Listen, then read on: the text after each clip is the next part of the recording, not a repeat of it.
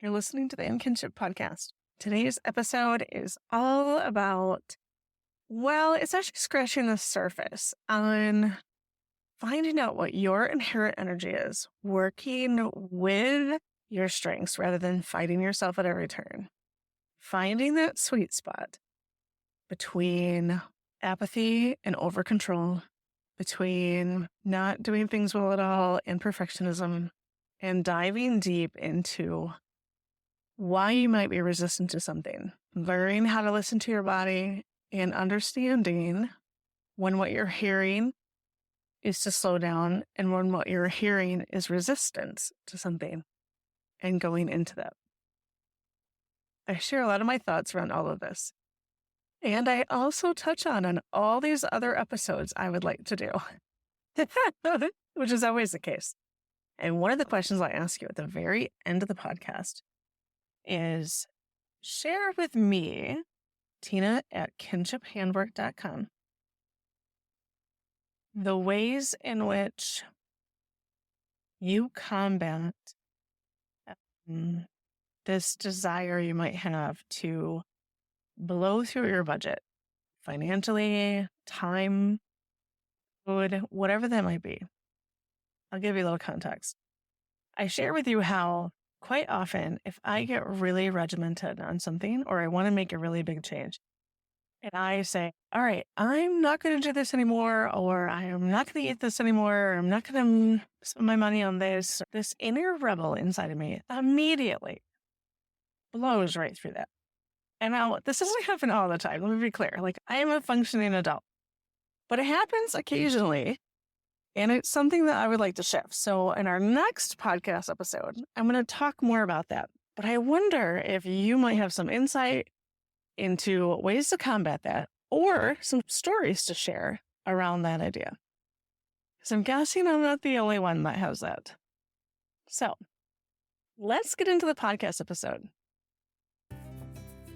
Hey there. You are listening to the Kinship Podcast, a podcast for makers who crave a vibrant, joyful, lit up life on their own terms.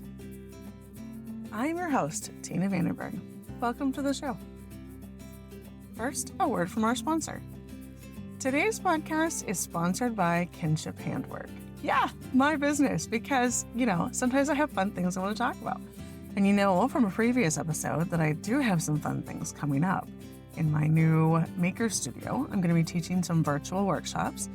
Those are still in the works, so look for those to come soon. But I wanted to talk to you today because we still have a few spaces available on our fall retreat on Mackinac Island. On the fall retreat, we're going to make pants, comfortable knit pants in kind of a yoga style. They'll have a waistband, they have pockets, cutaway pockets on the front, they have back pockets if you want. You can dress them up, you can dress them down, you could end up with some joggers, you could end up with some dress pants for work. It could be any number of things, but they're going to be comfortable because they're made from knit material. And so we're going to take the knit pattern that I have and we're going to fit it to your body. Then after we've done that, we're going to make another pair with maybe new style lines, maybe different fabric. We're going to explore what that looks like. So join us on Mackinac Island in October 15th through the 19th for that retreat. There are a few spaces left, so jump on the website and check it out. kinshiphandwork.com/retreats. And now, on to our show. Welcome to the show. Today is a solo episode, and I'm going to talk about some things that have been running through my mind. I actually love the ability to have this be this fluid, flowing conversation that is taking place almost in real time. I get to talk to you about things that I've listened to, things that I've heard, things that have triggered my brain into different directions, because this brain of mine is constantly working. I tell you, I don't know if that's normal or not, but I both love it. And sometimes, I'm probably being a little harsh on myself here because I can meditate, I can slow it down, I can get into the flow of making. So maybe it's all right. But sometimes I just churn on stuff for a long time. And I can see my little boy doing that too. I can see him turning, thinking about something, working it over. And I think that I'm both really proud of that in him for whatever reason, I guess because it sort of reminds myself of me. And we always like to see, right, to some degree, the things that we like about ourselves reflected on our children. It's probably a whole nother podcast episode, quite honestly. Like, what is the purpose of that? What is that meaning there other than probably, that sense that we have some longevity, right? That we have some sorts of continuing on in this life after we're gone. I think that's probably related. See, look, this brain, she never stops. Anyway, so I want to share with you some things I've been thinking about. I recently read an article by Sari Metkit from Seamwork magazine. She has a solo journal that she does in Substack that I very much enjoy. And she just recently wrote about her flow for the day and how she likes to listen and read about other artists and how they find the time, how they set up their day in order to do the things that they really want to do, the things that are really meaningful for them. And if you've been around me for any length of time, that I love such things. So I found this article that she wrote to be really fascinating. And I've been fine-tuning my morning routine for a long time, right? Right this moment in my life, my morning routine involves waking up a half an hour early. And by early, I just mean earlier than I have to be up. And meditating for about 15 minutes and stretching for 10 to 15 minutes. And that's all I can accomplish right now. Like, that's all I have space for. That already requires me to get up at 5:30 a.m., which some of you are like, that's nothing. But it's all I can do at this moment.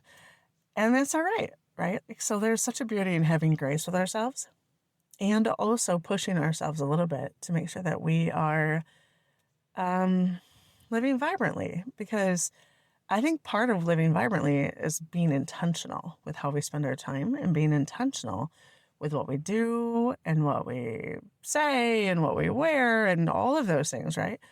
And of course, anytime you're intentional, that can go from sort of that sweet spot of enhancing your life, and it can shift. It can shift to either you're not doing those things and becomes sort of a sense of apathy, and you're just floating through life, and you're not in the flow, but just floating through life listlessly. And I think that contributes to a sense of not feeling vibrant. And then the opposite side of that is when we become too strict with ourselves and we don't listen to what it is that we need or want. And then we've overshot the goal, right? And now we're into a space of control, and we're in a space of not living vibrantly either. So it's finding that sweet balance, if you will. And that balance is likely to be different from day to day. It's likely to be different from hour to hour, probably. But I was struck with the idea of that balance. Is I like to give myself some containers to work out of, because I think that setting some parameters on my life and in that intentional way, it has been really powerful for allowing me to do the things I want to do in life and feel vibrant and lit up, which of course, that I want. But if I get too regimented, if I get too controlling with it, then my inner rebellion, my inner rebel kicks in, and I start to really push against it. And this feeling of you can't control me, right? Because I have a deep, vast sense of independence, and I'll do it myself. Thank you very much. And you can't tell me what to do. And, all of those. I imagine I must have been just joy as a child. And I can see a little bit of that in my son as well. And I have to tell you, as a parent, I struggle to both cultivate that in him, because I do think it's a positive thing. I think that it's going to give him the ability to not be sort of rudderless or in somebody else's winds. We're using a little boat reference here, because I am sitting in the town that my little boy goes to school in, and it's right on Lake Michigan. And I'm sitting right near the docks, and I'm watching some work being done on a big barge, and it's influencing my metaphors. So just so you know, you're going to get some water references probably. Although I like them anyway, so that you're going to get them anyway. So I don't want him to be rudderless. I don't want him to be easily moved by other people. I want him to have that independent streak, and he does. And it's also challenging, right? Especially as a mom who's like, this is what I said to do. So dagnabbit, it needs to be done this way. And he's like, but why? And he's 7. And then I want to murder him. Whew. I don't know if I can say that on the podcast. And obviously it should be very clear that I love my little boy to pieces and would never actually harm that little fella. Anyway, moving on. So there's that sweet spot in between apathy and super control. And we talked about that a little bit a couple of episodes ago when we talked about perfectionism and how I think it's a toxic thing, but that at the same time, there's a lot of value to holding ourselves to a level of excellence, holding ourselves to improving, whatever that might look like or whatever that means to you, from what we were before. And I think that fits right into that sweet spot. And so back to this article that I read by Sari. Her article talked about Julia Cameron's The Artist Way and how Julia talks about dividing your day or your time, because The Artist Way has a lot of practical assistance, I guess you will, for being a productive artist and feeling fulfilled in your life, having that balance that we're talking about right now. And so the idea was to break it into 3 sort of sections, and I can't remember exactly, but I can remember how Sari had interpreted it in her own life, because that's what was fresh in my mind. One was that to break your time into creative time, and to have that be what you do when you're at your most clear-minded, you have the most energy, you're most grounded. And then have your receiving time. So that would be kind of like that creative time is a time where you are releasing, right? So you're releasing your thoughts into the world, you're releasing your ideas, you're releasing your energy. And then that receiving time is when we're receiving input. So receiving energy from other things. That might be learning from something different. That might be, I think in Julia Cameron's example, it's walking through a museum and being inspired by what you see, or taking a walk on the docks and watching how the big machinery works on a barge and what that looks like, and seeing that from an artistic aspect, right? Just being there to receive, not to be lost in other thoughts necessarily, just present with it. And so then the third section of the day would be things that physically energizes you. And I might be butchering this, but this is my take on Sari's take on Julia Cameron's book, which sort of delights me, right? It's like a telephone game. It's very unlikely this is exactly what Julia had mentioned, because I'm already 3 people further. But this is how it impacted me. So this is how I share it with you. And I thought, that makes a ton of sense. I've been following a lot of different business gurus, if you will. And I love mindfulness. I love intentionality, as we already talked about. And so I have taken a lot of time to track my own energy to know when I'm most mentally able, when I'm most grounded, when my creativity is at its highest. I know that that's in the morning for me. And then I know that by afternoon, it's best that I'm doing hands-on kind of things. So if I'm working on a sewing pattern or something like that, if I spend the morning creating or working on writing or working on the podcast, things like that, then I would shift into more detail work. So then shifting mid-morning into things that are more like digitizing a pattern, doing the actual work of setting up the instruction manual, things like that are more computer-oriented. All of it's probably computer-oriented, but more detail-oriented. And then when I shift for lunch, in a perfect world, this is really what I'm telling you, my perfect world, right? Which happens next to never, just so you know. Just kidding, it happens more than that, but not as often as I'd like it to. Then I would break for lunch in a perfect world and make a clean break from things, not pick up social media, not pick up things that are going to suck my energy and my life away. Because truly, honestly, nothing good for me has ever come from social media. Sometimes on Instagram, I get inspiration. Okay, I'll be honest. Sometimes that happens. But I don't know that makes up for the hours spent mindlessly getting that dopamine hit that does nothing for my life but make me feel crummy when I disengage from it. And now I have no energy to do anything. I don't know if that happens to you, but like, it's sort of tragic. And I took a social media break for 1.5 years, and I only got back on it last fall to try to build business up again through social media. And I'm just not entirely certain it's what I want to be doing with my life. I'm not sure that it's worth the gains. I haven't determined that yet. Anyway, as is very normal for me, I have spiraled into a different conversation. Let's come back to the ideal day. So in an ideal day, I would break for lunch and I would walk. And then when I got back, I would be ready to do something physical. Like, that'd be the perfect time for me to sew up some samples or try out a pattern that I was working on. Or, I mean, a lot of you probably know that I work with sewing patterns and teach women how to sew clothing. So that's why this is related to sewing. But I would do something more physical if at all possible.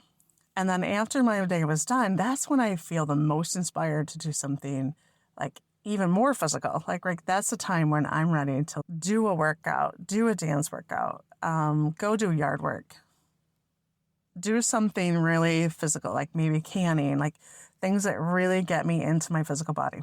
That is the perfect flow for me. And I know that, like, quite honestly, I try all the time to work on creative things after dinner, and I just rarely have the energy for that. I rarely do. So in my perfect world, I also wouldn't teach classes after dinner time, although because we live in the world that we do, sometimes that's the only time that it works. And so I do teach classes after dinner time, but I find that I am not the only one who's done from the day, right? And is ready to just relax. And so my perfect activity for the evening after I've done dinner and cleaned up and all of the things that are important to life, put my little boy to bed, whatever that might be, my perfect ending to the day would be to pick up a knitting project, something already in progress. If I have to begin it new, I probably won't at night. If it's already in progress and I know I can just jump into it and work on it, then that's sort of perfection. Reading a book is a great time for me then. I love to watch shows. I love to watch movies very intentionally. I hate watching television with ads in it. And in fact, I just won't. So I do pay for subscriptions so that does not have to happen. And I'm going to tell you, I'm going to rant right here on this podcast right now. Those subscription sites that now also have ads makes me so angry that is the case. And it makes me not want to watch whatever it is that they're showing, because I'm not there for that. I'm there for the entertainment. I'm willing to pay for that. So don't give me advertisements. How's that going? Now a word from our sponsor. Wow, there's some irony there, huh? Okay, well, let's take this little word from the sponsor anyway, because this is a free publication, and so, ads are something that I used to do. And I'm going to tell you right now, like, my ads are always going to be like this. They're always going to be me talking about something that I align with, because that's really important to me. But it does help to allow me to be able to do this work. So maybe someday that will shift as I rant about it here on the podcast. But without further ado, a word from our sponsor. Today's sponsor is Kinship Handwork. I am here talking about our fall retreat. We have a retreat, we being me and all the lovely humans that join me on the retreat, on Mackinac Island in October. That retreat this year is going to be sewing knit pants. We're going to take a knit pants pattern that I created, and we're going to fit it to our own bodies, taking into account our style, and sew them up. And one of the beautiful things about taking a class from me is I spend a lot of time helping you figure out how to start with what size is right for you and shift it to better match your body before you ever begin. So the success that people have when they're in a class with me from the get-go is pretty high. That doesn't mean they don't have to make any changes, because, we have a 3-dimensional body and we're taking a 2-dimensional pattern, making it fit our bodies.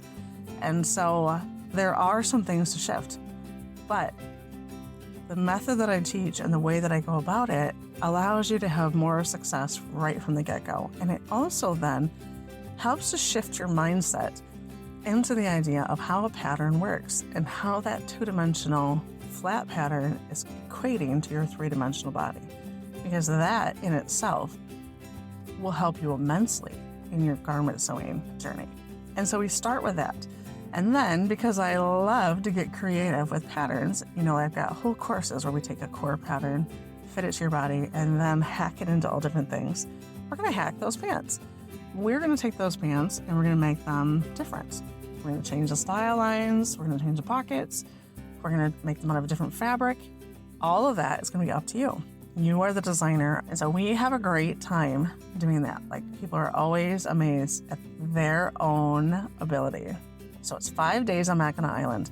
My retreats are all about being intentional and mindful. And part of that is having a morning circle where we come together and we have a conversation. Like, the retreat that's happening in the spring is probably happening while you're listening to this podcast, actually.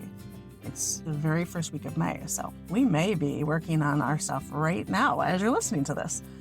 But in that morning circle, we talk and we do some breath work or some meditation. I don't know, there's always some kind of a grounding activity, something you can take home with you. And then we do class and we take a nice long lunch and then we do class again. And then we end our class day with Koya, which is a dance, yoga, movement kind of thing. It's so amazing. And then after, you've got more free time. And then we'll meet for dinner. And then during the week, I plan a special activity. And it's always different.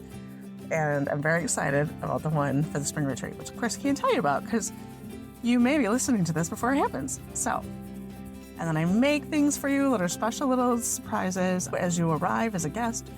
And I am really intentional about that. And I get so much delight in that because I get to bring all this synchronicity in and it just makes me happy. So if any of that sounds like a good time to you, join us on Mackinac Island in October, the 15th through the 19th. Get on the website at kinshiphandwork.com/retreats. And check it out. And now back to our show. So I just shared with you my ideal day. I think it's really valuable to know that about yourself. Yours might be very different. You might have your most mental energy in the evening. Like, you might be absolutely opposite of me. And I think it's valuable to know that. And now, can you always align your day to look like that? No, you can't. But you can sometimes. And I think that the more we can shift to work with our energy, to work with our natural flow, the more joy we'll have in life, right? And so maybe you work in an office and you can't totally align with what you need it to be. So maybe in the morning you do busy work because that's not your mentally bright time. And so you do things that aren't as meaningful. And then you set an alarm for 3 o'clock, and from 3 to 5, you do your most heavy brain work, whatever your flow is for you. And I think that alarms are important. Unfortunately, I sort of hate them, but I think that we need something to sort of shock ourselves out of what we're doing. Because if you're anything like me, I have the best of intentions. But if I don't have something that makes me get my butt out of the chair, it doesn't make me trigger my brain that we are shifting, I have a hard time moving from what I'm doing. And then I've spent the whole day working on little stuff that doesn't have any meaning. And I have not spent the day working on my important things, which fall into that first bucket for me, that creative space. So if I want to create beautiful things to share with you, I need to do that when my energy is highest, when I'm most grounded. And that needs to be the thing that I do first. Because if I don't do it first, it's going to get pushed to the next day. And so I love the idea of that. So I took a look at my own schedule, and I've been sort of moving in that direction, but this helped me to fine tune that. And I love the fine tuning, right? And I decided that first things I'm going to do every morning are going to be creating. So it's going to be writing my newsletter to you. It's going to be recording a podcast. It's going to be creating a new course, a new program, writing articles for the magazines, things like that, right? Things that I've been wanting to do, they get pushed to the back burner because I get caught up in the busy work. And then midday, I'm going to work on things like accounting and planning and finishing up the details of things like I said, working on digitizing a pattern or getting the sales page ready on my website, things like that. And then I'm going to break for lunch and I'm going to walk. And I am going to walk. I'm going to tell you why in a minute here. I mean, you probably already know why, because who doesn't understand that walking is a very, very valuable thing? But I'm going to tell you a story here in a moment. And then I'm going to do that physical, move my body, get out of the chair, do different things in the afternoon, if at all possible. I'm going to be sewing the samples, trying something out, doing something with my body that moves it in a different way. Maybe learning, all of that. And then I can end my day with a little weight training and a little Koya. Like that's my perfect day. I want you to know your perfect day. So spend some time just kind of tracking your energy. This is my tip. Track your energy. Track it daily.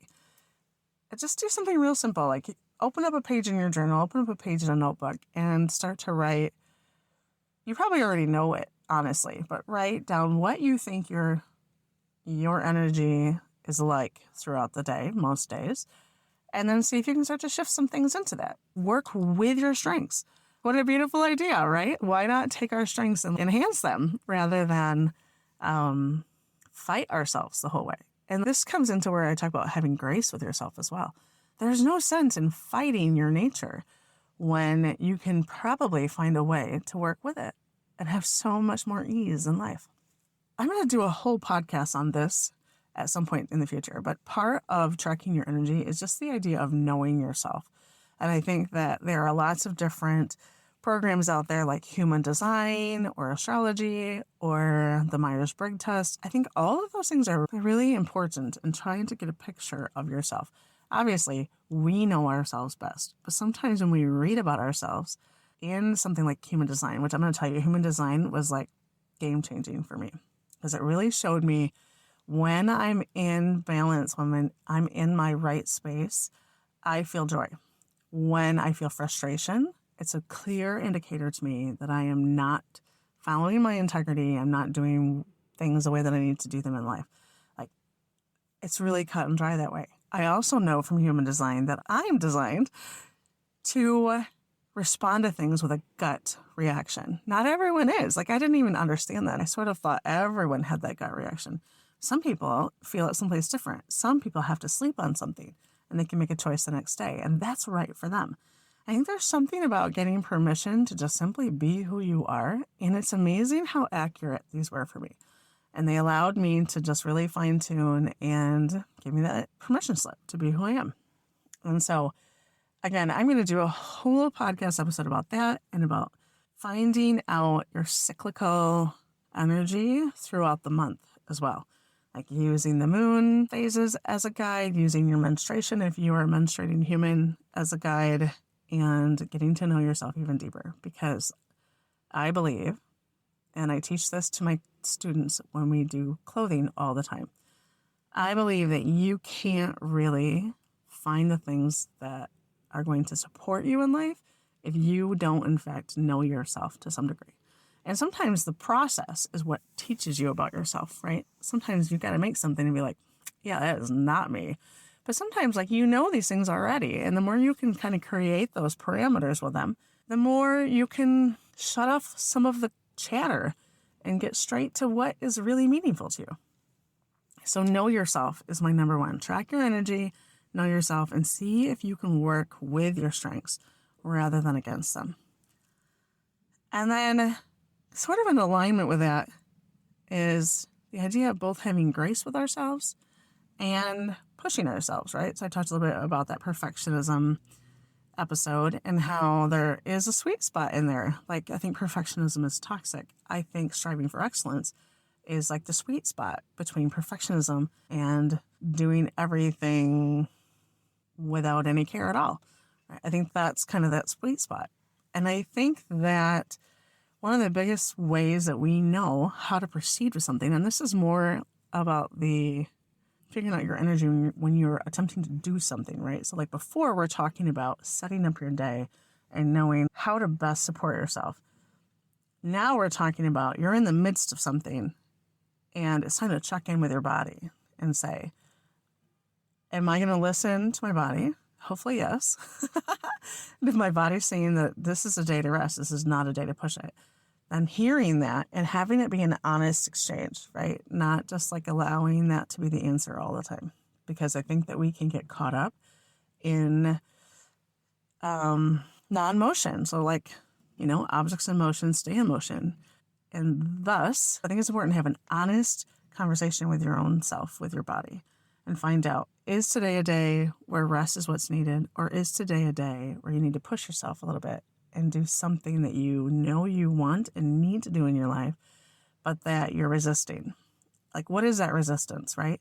The why of it is what's really important here, because sometimes that resistance is completely valid. And it's like you have overextended yourself and resting is what you need. So therefore, your body's going to tell you that. Our bodies are so amazingly intelligent.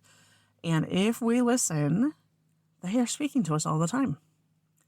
They're speaking to us with little aches and pains. They're speaking to us with digestion issues, right? There are so many ways in which our body's like, whoa, that's not working for me. What are you doing? Or we need a little more of this. Like, it's speaking to you all the time. And I think if we can get quiet and hear it, we're going to have a much better chance at vibrancy in life. And so there is that duality again. So sometimes listening to your body is like the right thing is to rest. Sometimes listening to your body, the right thing is to get off your butt, get out of the chair and move, right? Like sometimes that's the right thing, even though we don't want to and we have that resistance. And I think it's, like I said, it's important to explore what that resistance is. So the way that I explore that resistance is I check in with my body.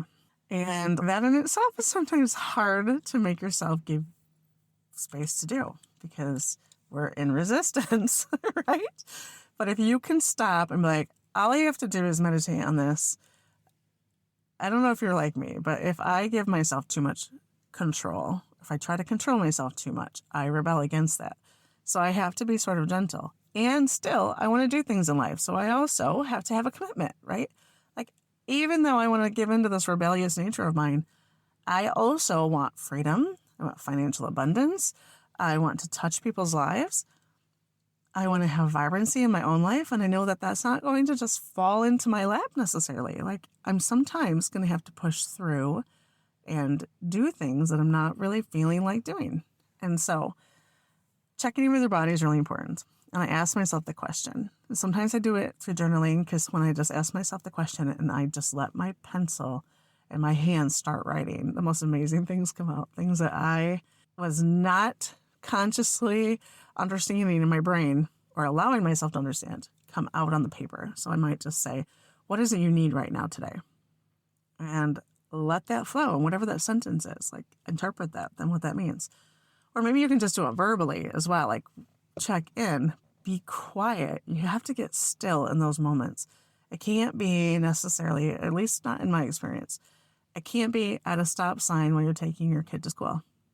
But it could be in the car after he's gotten into the school and I'm in the car by myself and I just intentionally say, all right, for 5 minutes, I'm going to meditate and see where my day needs to go today. And that might sound kind of crazy. I don't know. I don't know where you're at with that. But it's really powerful for me. So check in with your body. And then, this is the hard part, right? Do what your body's asking you to do. Because whenever I don't, I always end the day thinking, gosh, I knew that was not how I was supposed to spend my day. And instead I slogged and I suffered and I did not have ease throughout that day. And I think that when we could really listen to our body, and again, there might be the fear that if we listen to our body's going to be like, let's watch Netflix every day, all day long. Your body's not going to say that. Let me just tell you that right now. Your body might say that for a day or two because you're overwhelmed and you need to reset. But your body eventually is going to want vibrancy. And so if that's all you're hearing for days on end, you're probably resisting. This is my take on it. You're probably resisting what it is that your body is actually trying to tell you. And it's probably something underneath that. And that's the easy answer. And it's hard to commit to yourself. It truly is. And so have that bravery to commit to yourself. And I have a story about this. So you all know that I've had this autoimmune thing that I've been working with for the last year, almost. Wow, that's a long time. Anyway, and it really laid me out physically last fall, to where I was not able to be mobile at all. I was on steroids for 6 months. It just completely changed my life for several months. And I am working my way out of that, but not still myself yet. And sometimes that's discouraging and sometimes it's encouraging. It all depends on my take on it that day. But I am improving, which feels amazing.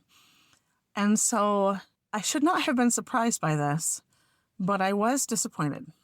I taught a class a week or so ago in person, and part of teaching the class is I show my students how to measure their body so that they pick the right size on the sewing pattern.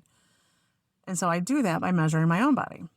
So I had measured my body last fall, and I measured again just a week or so ago. And I had gained 3 inches at all of my major spots. At the bust, the waist, the hip, all of them were 3 inches larger. And again, this should not have been a surprise. I have 2 factors going into it. One is my mobility is like minuscule compared to what it used to be, my physical activity. And 2, I was on steroids for 6 months. And so this should not have been a surprise, but I was really disappointed by it. And at the same time, I believe and I teach with my whole heart that our worth is not associated with our size. And I believe that. And that is not a rote statement that I make. Like, that is something I believe deep inside myself. My value as an attractive human, if we want to go there, my value as a human in general is not related to the size of my body. It's related, for me especially, to my soul, to my vibrancy, to the joy I have inside of me, to the confidence. All of those things, I believe, add up to be the attractive person that I think that I am. Like, let's just put that out there, right? Like, sometimes I look in the mirror and I'm like, you are so cute. And sometimes I look in the mirror and I'm like, wow, let's go back to bed. It's all very dependent on the day. But overall, I'm happy with myself and I love myself. And that's been a journey I've been on for probably 20 years. And I have found that to be very true. I found that peace in myself. At the same time, I don't like that my body is bigger than it used to be. And it's not so much that it's bigger. It's that, well, it partly it is that it's bigger. I'll be honest with you. Like, I liked my body the size it was, and I had been working towards becoming more fit. I like my body to be a certain size, and I know what I like. And that's okay too, right? I think sometimes when we are enlightened humans, I've got some air quotes here, we think that caring what our body looks like is something we shouldn't do because it's vain or it's something we're striving to not care about. And I think that I understand that thought process, but ultimately I think it becomes when we connect our sense of worth and our sense of value and our sense of attractiveness with our size, that's when it becomes toxic. It's sort of like that perfectionism aspect, right? When we associate our value to how well we can do things, then we are treading in that area of toxicity. But when we understand that we are an amazing human, no matter what our size is, and we are attractive no matter what our size is, to whomever we're attractive to, or to ourselves is what matters, right? Then it no longer has that toxicity. But it's also okay at the same time to want our bodies to be healthy and strong and fit. Like, those things are beautiful as well. Like, we can hold both of those beliefs at the same time. And so seeing that my body had gained in 3 inches and knowing that I'm also not as strong or capable as I was a year ago made me really want to recommit to trying to move more in my body. And now, I've got this limitation, but it doesn't mean I can't walk more. I can't walk the miles that I could, not yet, but I can walk still. I can park at the end of the parking lot. And right now I can walk that whole distance. There was a time I couldn't, but I can right now. So I think that there's an importance in pushing ourselves and not buying the story that we might be buying. Because I, had begun to buy the story of I can't get on the floor because I won't be able to get up. And so when I meditate now, I've started to make myself get on the floor. And it's painful. It is hard to get up off the floor. But it's easier than it was the day before. And it continues to get easier. And there's a point where that pain balance would not have been appropriate, wouldn't have been right for me. So getting on the floor would not have been the best choice. But now I'm to the point where I'm trying to shift my belief set around what I can and can't do. because we are powerful humans. And if we think we can, we can. And if we think we can't, we can't. And of course, that's a simplification of the whole thing. But there's so much truth to that. Is it like the truth? No, not necessarily. But there's a lot of power in there. There's a lot of ability to shift our lives by how we think or what we believe. And so I'm trying to make sure that I am not telling myself a story now that is no longer true, but that my body believes to be true because I believe it. Is that so powerful? We're going through a lot of topics today. Anyway, so it's important to have that grace with yourself and also push yourself. And so I actually had this thought for this podcast while I was walking after that class. Not the night of, because I was too spent. But the next day I was walking and it came to my mind and I thought, it's interesting the duality of the things that we hold at the same time in order to have a balance that is right for us, right? So like both having that grace for myself and pushing myself when need be. And I think the key to that is checking in with why you're resistant to something and making sure that that's in integrity with who you want to be as a person. And if for that day, the right thing is to watch Netflix all day and eat ice cream, then for goodness sakes, do that, right? Like listen to your body. It will tell you what you need. Okay. That is probably enough for today. I have other topics I want to talk about. I have a whole list of things that was on my list today. But really, I've been in your ear for long enough. Those are the things that are most pressing in my life right now. And I want to be clear, like, I believe these things with my whole soul. And yet, I still struggle to make them happen in my life. Sometimes more than others. Sometimes it's effortless and it flows.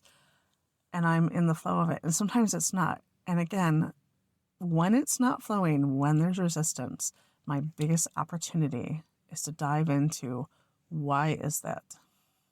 What is that about that I can explore?